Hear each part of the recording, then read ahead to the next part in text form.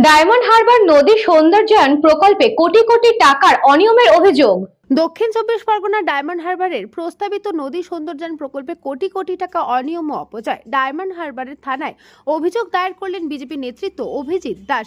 CAG রিপোর্টের উল্লেখ করে এই অভিযোগে ডায়মন্ড হারবার থানায় এফআইআর দায়ের করে পূর্ণাঙ্গ ও নিরপেক্ষ তদন্তের দাবি জানানো হয়েছে। অভিযোগ অনুযায়ী 2017 সালের আগস্টে প্রায় 7,17,00,000 টাকা ব্যয়ে প্রকল্পটির বাস্তবায়নের কথা ছিল। তৎকালীন ডায়মন্ড হারবারের সাংসদ ছিলেন অভিষেক বন্দ্যোপাধ্যায়। অভিযোগকারীর দাবি প্রকল্পের সঙ্গে তার সরাসরি যোগ রয়েছে। প্রকল্পের জমি ছিল সেচ ও জলসম্পদ দপ্তরের অধীনে। কাজ চলাকালীন 2019 সালে 117 নম্বর জাতীয় সড়ক সংলগ্ন নদী বাঁধে বড়সড় ধস নামে। প্রকল্পের নির্মিত অংশের একটি বড় অংশ গঙ্গায় তলিয়ে যায়। পরে প্রায় 13,16,00,000 টাকা ব্যয় সংস্কারের কাজ করে পিডব্লিউডি। সংশ্লিষ্ট একটি বেসরকারি সংস্থা প্রায় 2,59,00,000 টাকা পাওনা দাবি করে কলকাতা হাইকোর্টের দ্বারস্থ হয়। আদালতের নির্দেশে পিডব্লিউডি এর তরফে প্রায় 129 কোটি টাকা প্রদান করা হয়। অন্যদিকে যাদবপুর বিশ্ববিদ্যালয়ের সুপারিশের পর 2023 সালের মার্চে সংশ্লিষ্ট সংস্থা কাজ বন্ধ করে চলে যায় বলে অভিযোগ প্রকল্প শুরুর আগেই সয়েল টেস্টিং, ল্যান্ড সার্ভে এবং হাইড্রোগ্রাফিক সার্ভে করা হলেও প্রকল্প বাস্তবায়নে একাধিক গাফিলতি ছিল। এই সমস্ত বিষয়ে সামনে রেখে প্রকল্পে আর্থিক অনিয়ম ও সরকারের অর্থের অপচয়ের অভিযোগ তুলে নিরপেক্ষ তদন্তের দাবি জানানো হয়েছে। তবে অভিযোগগুলির সত্যতা তদন্তের মাধ্যমেই চূড়ান্তভাবে নির্ধারিত হবে।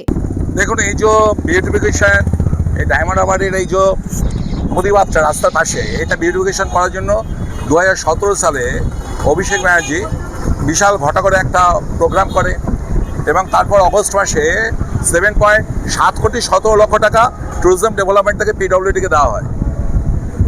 তার 2 বছর পরে দেখা যায় যে প্রায় 250 মিটারের মতন এই জায়গা থেকে ভেঙে যায়। আবার প্রায় 16 কোটি টাকার মতন দেওয়া হয় এটাকে রেস্টোর করার জন্য। 2020 সালে একটা কোম্পানি বলে আমার 2.5 কোটি টাকা দেয়নি, সে হাইকোর্টে কেস করে। হাইকোর্টের নির্দেশে 50% টাকা দেওয়া হয় সেই কোম্পানিকে।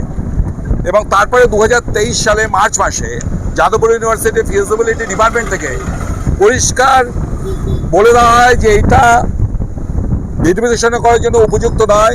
এই সয়েলটের সমস্ত কিছু পরীক্ষা নিরীক্ষা করে এবং ট্যুরিজম ডেভেলপমেন্টের প্রকল্পটাকে বাদ দেয়।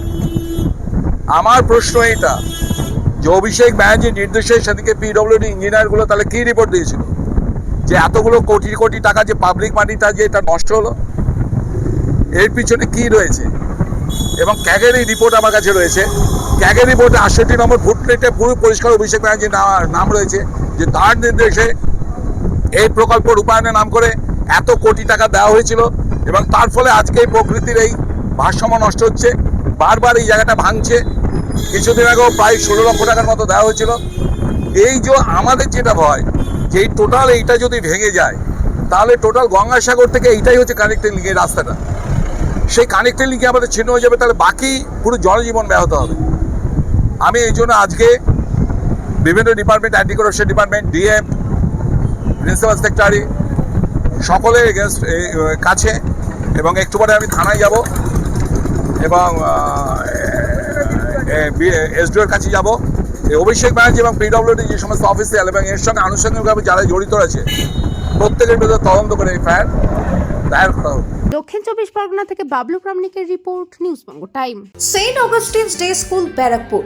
Success for every child. Admission open session 2026 to 2027. Contact number 9007934555. AM Jewelers Ichapur Anandamath.